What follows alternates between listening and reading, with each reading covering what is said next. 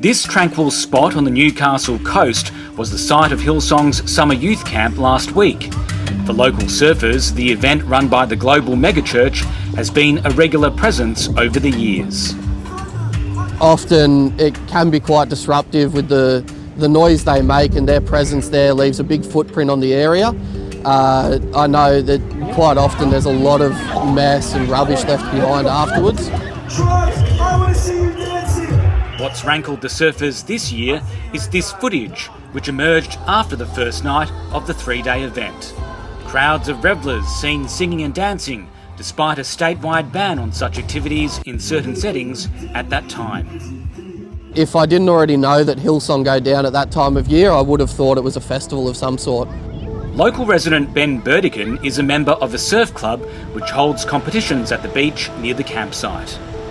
We did have to cancel a lot of events, fairly broken 2 years. It almost seems like they think that they can get away with more than we're allowed to. And it's just really disappointing that all the sacrifices we've made seem to not matter to their organisation. The scenes at the Hillsong camp prompted this response from the New South Wales Premier. I mean, I was completely shocked last night to see that footage. And I echo the frustration and anger that people right across the state felt.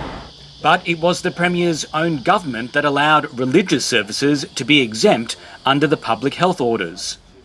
Even if technically it was within the rules, it certainly wasn't in the spirit of the rules.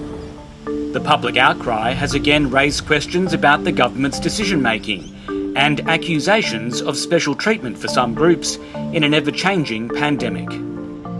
When I saw the Hillsong video, it just felt like a bit of a kick in the gut. Australia's music and events industry has suffered huge financial losses during the pandemic, and the scenes at the Hillsong camp prompted a number of musicians to speak out. We aren't just entertainers and there for a fun time. This is a $16 billion national industry. This is our livelihood and our jobs. Musician Holly Rankin, who performs as Jack River and founded a music festival on the New South Wales mid-north coast, estimates she's lost about 90% of her income due to so many cancelled events. I was extremely surprised that that event went ahead in the form that it did. In the Hunter Valley, an event was cancelled on the same weekend, resulting in a loss of $5.4 million to the local hunter economy.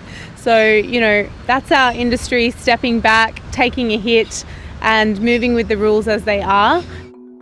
Due to rapidly rising case numbers in early January, singing and dancing were banned at pubs and clubs in New South Wales. 3 days later, the ban was extended to include singing and dancing at music festivals. When footage of the Hillsong youth camp emerged, it prompted a request from New South Wales Health for those attending to immediately stop singing and dancing. Hillsong said its youth camps were not music festivals, and the church always abided by public health orders as directed by each government. Hillsong apologised to the community and said it ceased all singing and dancing at the event.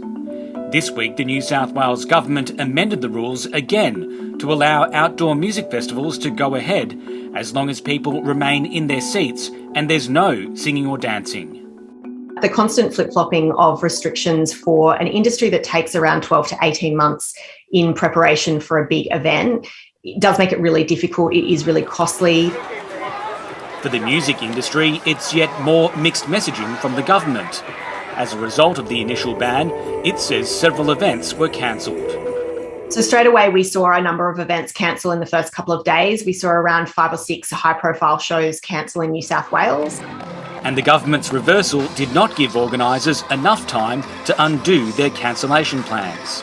It's really difficult once you've made a decision and spoken to ticket holders or cancelled your suppliers in the venue. I think that it will be really difficult for those organisers to plan for their events coming up. Hillsong avoided being fined after police spoke to the church and New South Wales Health. Hillsong did not respond to 730's questions, while New South Wales Health says it's unaware of any large outbreaks from the event.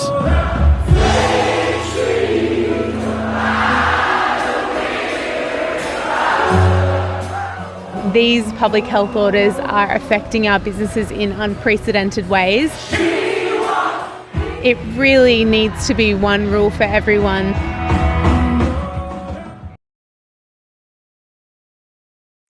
Hi, I'm Lee Sales. Thanks for watching this story. If you'd like to watch more of 730's stories, they are on the left of your screen. And tap on the button below to subscribe and get the latest from ABC News.